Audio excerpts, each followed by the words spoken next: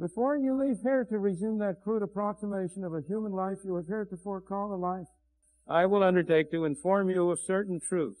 I will then offer an opinion as to how you might most profitably view and respond to those truths. You will return to your homes and families for the holiday vacation and in that festive interval before the last push of CPA examinations due. Trust me, you will hesitate. You will feel dread and doubt. This will be natural. You will, for what seems the first time, feel dread at your hometown chum studies about accountancy as a career before you. You will read the approval in your parents' smiles as an approval of your surrender.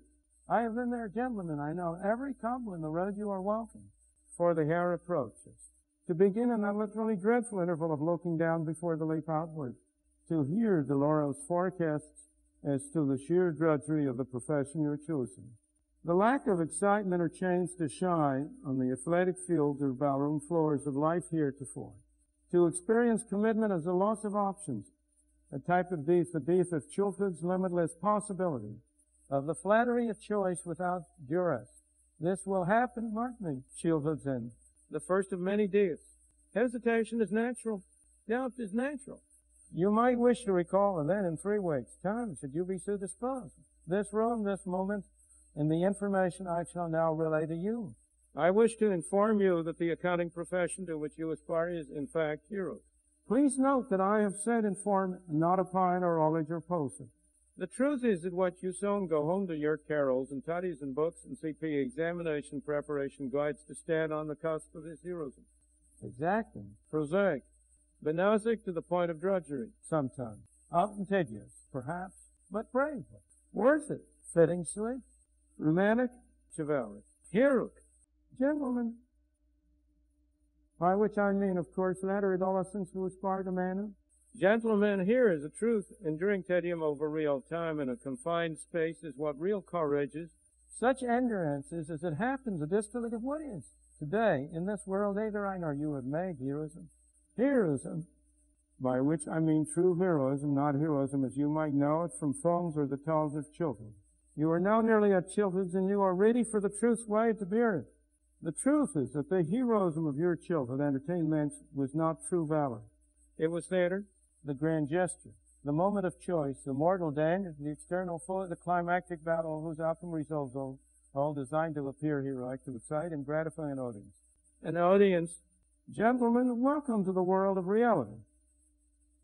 There is no audience, no one to applaud, to admire, no one to see you. Do you understand? Here is the truth. Actual heroism receives no ovation, entertains no one. No one queues up to see it. No one is interested. True heroism is you alone in a designated workspace. True heroism is minutes, hours, weeks, year upon year of the quite precise, judicious exercise of probity and character, with no one there to see or cheer. This is the world. Just you on the job, at your desk, you and the return, you and the cash flow data, you and the inventory protocol, you and the depreciation schedule, you and the numbers.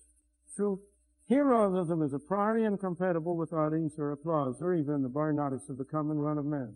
In fact, the less conventionally heroic or exciting or adverting, or even interesting or engaging a lover appears to be, the greater its potential as an arena for actual heroes, and therefore is a denomination of joy unequaled by any human can yet imagine. To retain care and scrupulosity about each detail from within the teeming wormhole of data, and rule and exception and contingency which constitutes real world of accounting. This is heroism. To add in fully to the interests of the clan and to balance those interests against the high ethical standards of FASB and extant law. You to serve those who care not for service but only for results. This is heroism. This may be the first time you've heard the truth, but plainly, starkly. Assessment, sacrifice, service, to give oneself to the care of others, money. This is effacement, perjury, sacrifice, honor, dauntless, valor. Hear this or not, as you will learn it now or later. The world has time, routine, repetition, tedium, monotony, ephemerisy, inconsequence, abstraction, disorder, boredom, ennui. These are the true hero's enemies, and make no mistake, they are fearsome indeed, for they are real. Too much, you say? Cowboy paladin, here. Gentlemen, read your history. Yesterday's hero pushed back at bounds and frontage. He penetrated, tamed, hid, shaped, made, brought things into being. Yesterday's society's heroes generated facts.